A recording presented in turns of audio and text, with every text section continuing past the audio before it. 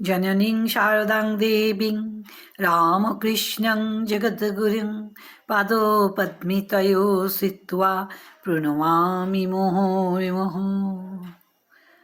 আজ 1 জানুয়ারি। আমি সবাইকে শুভ নববর্ষের শুভেচ্ছা জানাই। আমি শ্রীমা সারদা দেবী স্বামী গম্ভীরানন্দ কর্তৃক প্রণীত 356-57 পৃষ্ঠা হতে পড়ছি। ক্ষুদ্র গ্রাম জয়রামবাটির প্রতি শ্রীমায়ের একটি প্রাণের টান ছিল। একবার তিনি কলকাতা যাত্রা করিতে উদ্যত হইলে তাহার খুড়ি বলিলেন, সারদা আবার এসো।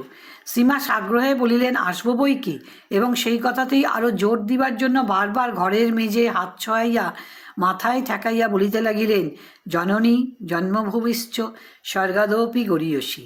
গ্রামের সকলের সঙ্গেই তাহার একটা না একটা সম্পর্ক ছিল, সে যত ছোট বা বড় এবং সমাজের যে কোনো স্তরের লোকই হোক না কেন।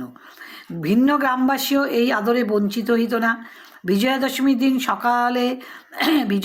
দিন সকলে যখন তাহাকে প্রণাম করিয়া আশীর্বাদ লইয়া ফিরিত, তখন তিনি ভিন্ন গ্রামীয় প্রতিমা শিল্পী কুঞ্জ কাকার খবর লইতে এবং তাহাকে ডাকিয়া আদর যত্ন করিতে ভুলিতেন না। এইসব স্থলে তাহার নিজের উচ্চ সামাজিক স্থিতি বাধা দিতে পারিত না।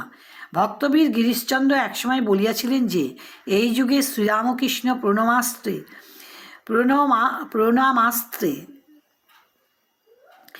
সকলকে জয় করিয়াছেন। শ্রীমায়ের জীবনেও এই তৃণাদপি সুনিচেন ভাব সুপ্রতিষ্ঠিত ছিল। শেষ বয়সে তিনি যখন অধিক পরিশ্রম করিতে পারিতেন না, তখন জয়রাম বাটিতে এক বৃদ্ধা ব্রাহ্মণী তাহার বাড়িতে রান্না করিতেন। শ্রীমা তাহাকে মাসিমা বলিয়া ডাকিতেন।